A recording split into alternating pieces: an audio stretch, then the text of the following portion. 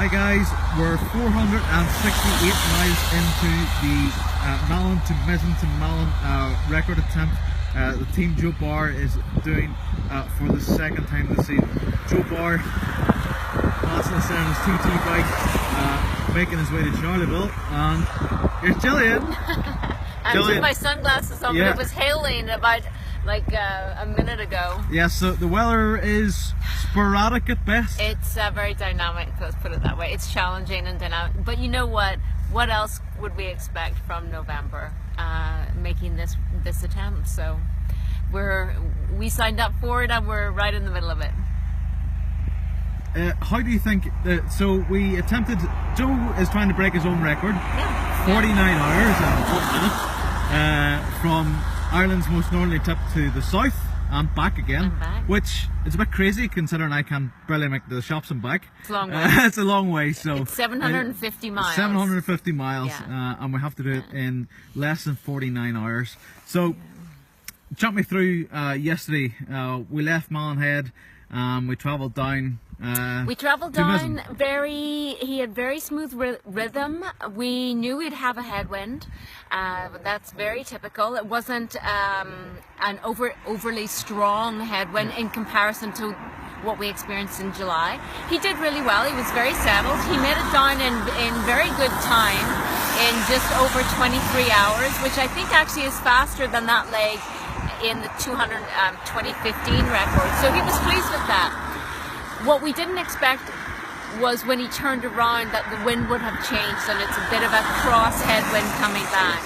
And Joe's very good in the crosswind. He can find the edge and ride that wave, but the little bit of head cross is bothering him, and the temperature is definitely more severe, more impactful. He's more fatigued, of course, so the cold, he's more susceptible to cold, and I'm very aware of that.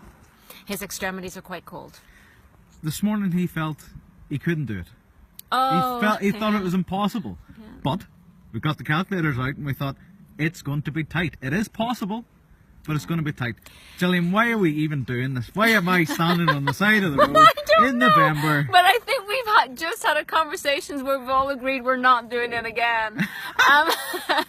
You know, well, first of all, to go back to him thinking it wasn't possible, and then, you know, maybe it's possible. That's such a normal transition in any endurance event, that you know, the whole team goes through their own, why are we here, this is really hard. It happened about 3 o'clock this morning. Oh yeah, it happens in cycles where this is crazy, what are we doing? And Joe's no different to anyone experiencing an endurance event where you question yourself. And he's been through that period today, this morning. I would say he's actually still in it. We have the best resistance to that is to really look at the numbers. So Alan and you have been crunching the numbers. If we keep an average of around 15.3, somewhere in there, at least 15.3, then it is possible. It will be very, very tight. But no matter what happens, we are going to finish it, because this route, the distance and time in this route does count for the UMCA, that's the Ultra Marathon Cycling Association, our governing body, World Championship standings. It counts towards our season. We did have a fantastic season, didn't we? We really did. Joe won his age category in race across Italy, 500 mile, and in Silver State 508, 500 miles. So in the 500 mile category, he is very, very high up. And so this time and distance is important to him. It's also really important because Team Joe Barr is a small team from Ireland, and the thought of an Irish team being high in the world standings in that category means an awful lot to him.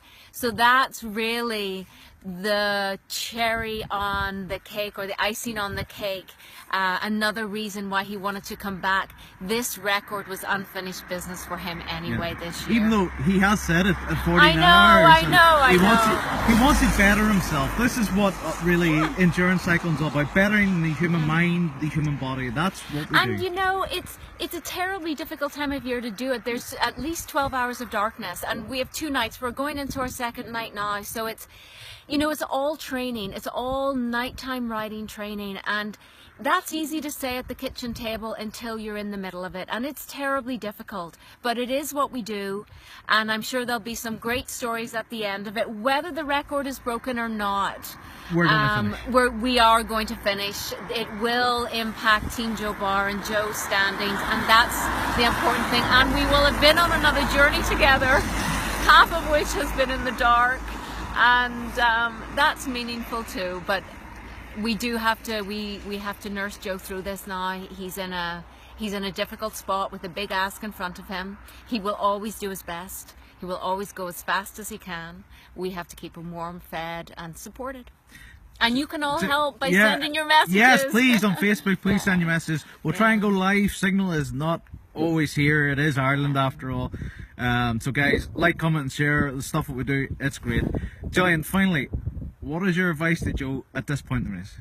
Oh, Joe always says to me, my most favorite thing that he says to me when I am struggling up a hill is steady away, and that's my advice to Joe, just to steady away, Joe. Okay, so we'll catch up with everybody on Facebook in the next couple of hours. So guys, we'll see you. Ciao. Bye-bye.